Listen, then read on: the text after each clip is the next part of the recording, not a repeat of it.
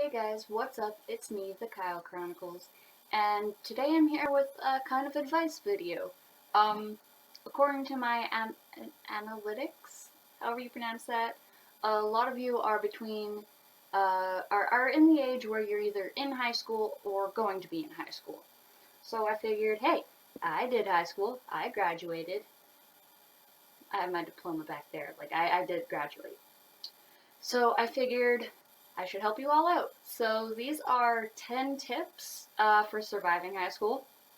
I tried to stray away from, like the cliche ones that you hear a lot, but, these are just things I either did and it worked or didn't do, but I saw other people do and it worked for them, so we'll just get right into it.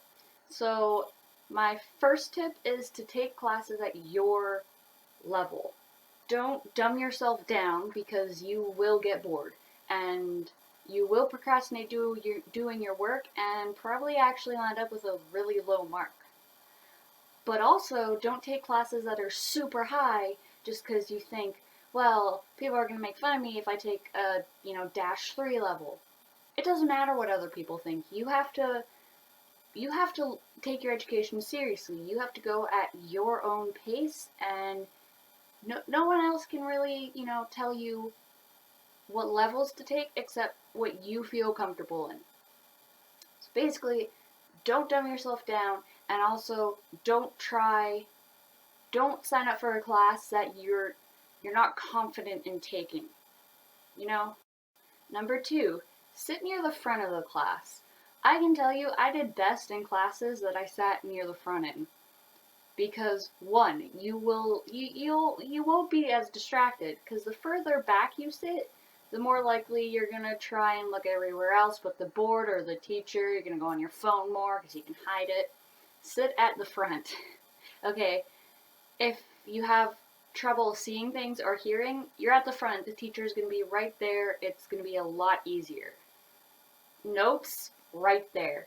So, you can hear and see a lot easier. Also, if you're sitting around friends and you're getting distracted a lot, the teacher will notice this more likely if you're near the front and probably help you out to not get as. And if you don't feel comfortable sitting right in the front row, just try and sit 2 or 3 rows back. Just don't aim for the back of the class. Number 3, study, but don't overstudy. It's really easy to, say you have a big test coming up Friday and you know about it Monday, it's really easy to procrastinate and only study Thursday night. But at that point, you're going to be even more stressed, and it's going to be actually harder for you to remember things because you're leaving it till last minute. A good thing to do is to plan out to study so much information every day leading up to the test. I never did this, but I also didn't do good in a lot of tests. Unless it's a subject I was super confident in, I did not do good on tests. But I saw friends who would take time to study every so often, every day of the week, and they did amazing. So number 4, bring a water bottle with you to class.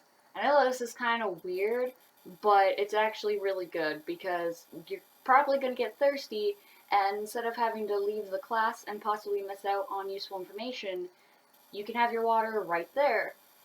So it'll quench your thirst, plus drinking water actually is really good for you, and it keeps your skin clear.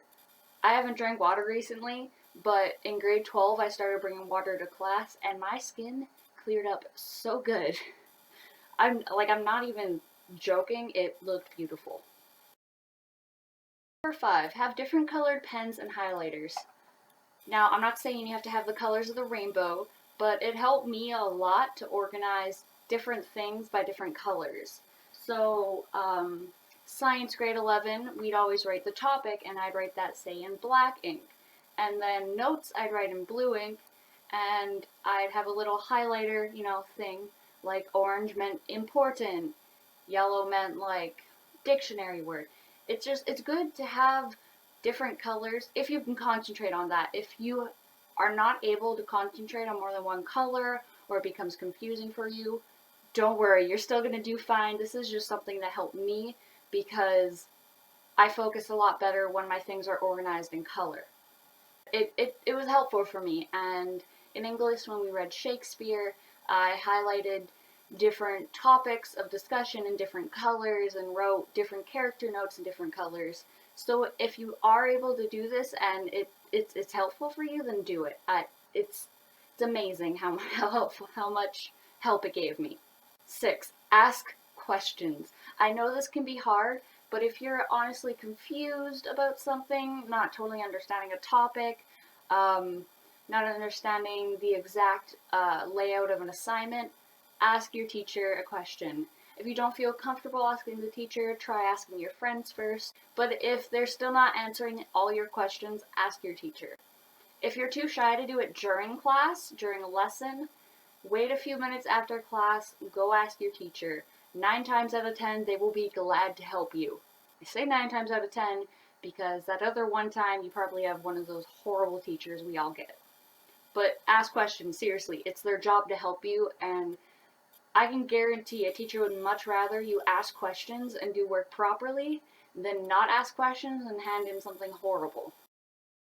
7. Take classes you like, not ones your friends are taking. Now, if you and your friend both like photography, then okay, sign up for the photography class. But if your friends say like Spanish and you are not at all interested in it and just sign up for it because your friend's in it, then not only is it a waste of your time, it's also a waste of the teacher's time, and you'll get really bored and frustrated because you're not interested in that topic. And I know it's hard to sign up for classes and you not knowing if you'll have friends in them or not, but you'll either make friends or do so great in that class that you won't notice that you don't have anyone there to talk to. But usually you'll make friends. I signed up for a film class with none of my friends in it, and I actually ended up making a few friends. Same for Spanish. I didn't have anyone that I was super close with in that class, but got friends in the end. But just make sure to take classes you're interested in because it will benefit everybody. Number 8, keep your locker organized. I know this can be kind of hard in high school because some of you only have half lockers, but just do your best. Depending on how many hooks you have, hang up your backpack or purse or whatever you bring and hang up your jacket. That automatically makes everything a lot cleaner because you don't have everything on the floor of your locker. If you have to bring a change of shoes, then keep those in a specific spot and switch out your shoes so they're in the same spot. If you can, buy one of those shelves. My friends got this, and this actually helped a lot, and her locker looks super organized. Have a designated spot for your textbooks and your binders and anything else you might need. Just have a spot for them, because when you're in a rush and running late to a class, you will be so thankful that you know exactly where things are. Number 9, always have a pack of gum. Now, if you don't like chewing gum or anything, then that's okay. This isn't like a do or die situation. But for me, I noticed chewing gum in class actually helped me concentrate a lot easier because I'm one of those people who picks at their fingers or bites at their fingers, bites at their lips, and I constantly have these little distractions going on. When I'm chewing gum, I have something keeping my mouth busy so I can just concentrate on what's going on. Plus, you have better smelling breath, so if you didn't have time to brush your teeth or you ate something weird for lunch, automatically 10 times better breath. And your friends will probably want gum at some point, and you will have it, and they will be so thankful. And number 10, experiment. I'm not saying go out and do drugs and, binge drink every other weekend. Experiment with your hair color or your makeup, your clothing style. Try out for a sports team, or don't if you really hate sports. Try out for music or choir, drama. If take extracurriculars, try and organize a club, join a club. Meet new people, let go of toxic people.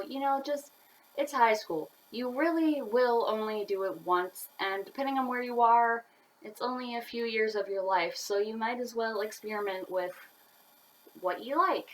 Experimenting with how you look and everything, what you want to do, will help you figure out who you are and who your real friends are, which is also something that I figured out, because now I have an amazing group of friends. And I say group lightly because there's 5 of us. There's 5 of us.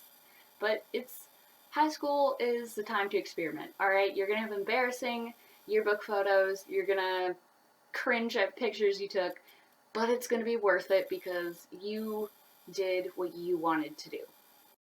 So I am so sorry for how long this video is, but I really wanted you guys to give you guys the best advice I have regarding surviving high school, because although movies portray it as the best time of your life, it can be really difficult to get through.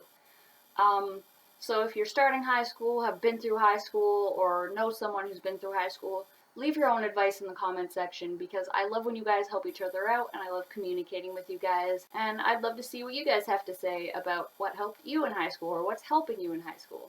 So yeah, I'll see you next time. Bye.